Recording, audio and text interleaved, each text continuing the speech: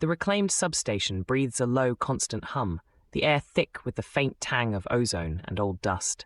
Patched cables snake across the console, lit by the erratic flicker of a neon tube, the color of a fresh wound.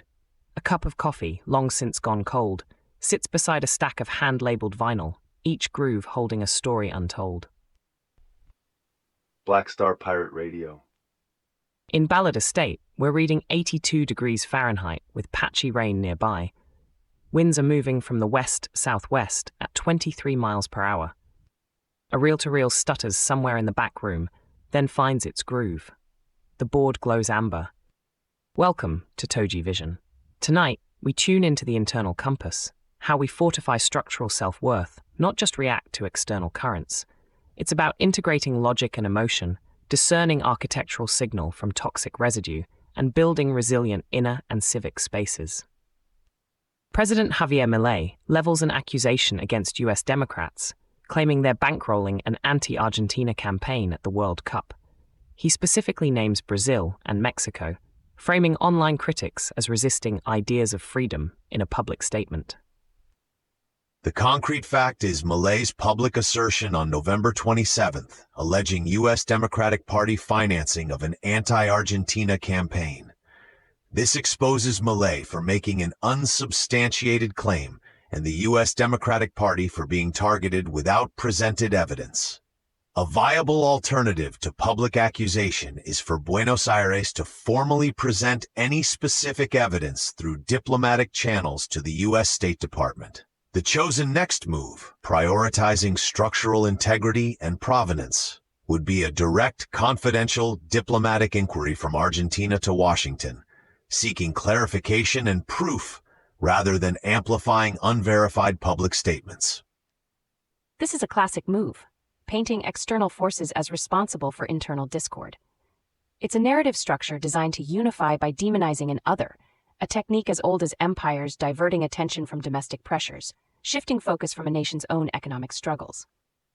International platforms like the World Cup are meant to be spaces for shared experience, but without clear digital provenance for online content, they become fertile ground for these kinds of political narratives to take root and distort public perception, turning a global event into a proxy battleground.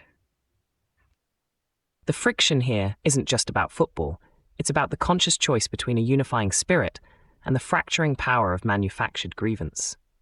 When the signal gets this loud, we question, does it reinforce our core integrity or just amplify external noise?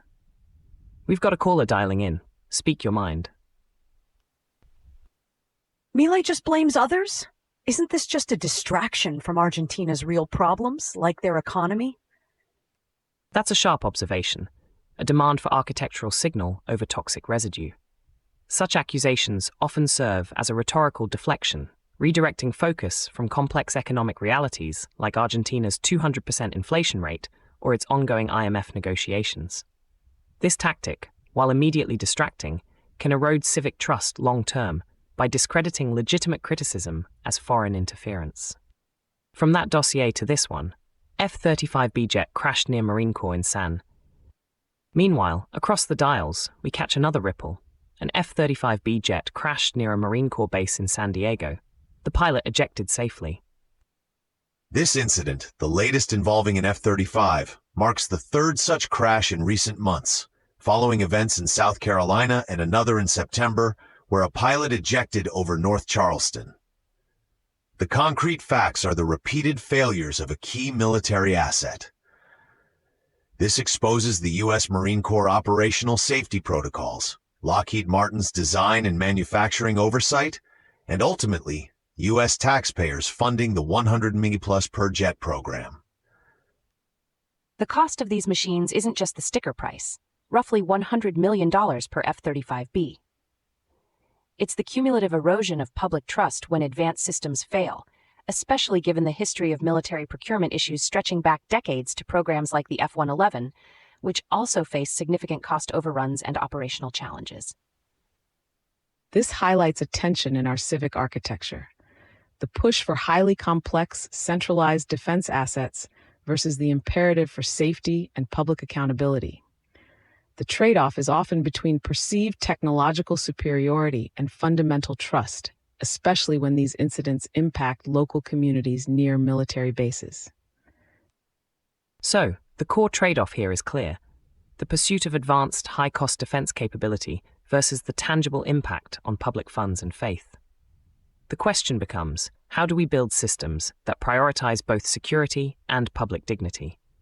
One path forward: mandate public access to non-classified accident investigation reports within 90 days, ensuring provenance of information.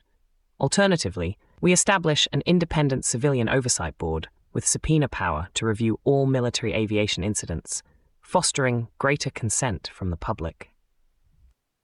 The concrete facts center on the ongoing underwater excavation near Baia, Italy, where structures of a luxurious Roman resort town, including villas and bath complexes, are being mapped and studied. This project exposes the archaeological community's dedication to historical recovery. The local Italian cultural heritage authorities responsible for site protection, and global climate science researchers who can use this data to understand ancient sea level changes. A viable alternative approach to traditional excavation would be prioritizing advanced subaquatic LiDAR mapping and remote sensing to create a comprehensive digital twin before any physical disruption. The chosen next move for long-term preservation and maximum learning is to secure a UNESCO World Heritage designation, unlocking specialized funding and global collaborative expertise for ongoing study. This discovery is more than just old ruins. It's a profound cultural weave, connecting us to the impermanence of even the grandest civilizations. It's a lineage lesson, showing how human ingenuity and vulnerability have always coexisted, a submerged Pompeii mirroring our own precarious relationship with changing environments. This archaeological project is a powerful bend in our understanding of systems. It forces us to reconsider how natural forces can reclaim even the most robust human architectures. The playable next step here for modern urban planners is to integrate dynamic environmental modeling into all coastal development, treating natural systems not as static backdrops, but as active, evolving participants in our civic designs. Call us on. Go ahead. This is cool, but what's the real cost? Is it just about old buildings, or does it tell us something about our future? Copy that, bringing it back to the main thread. Play the next move. Black Star Pirate Radio. Continue the signal at tojivision.com. Tune in, Sparks and Stories, Gig Passport.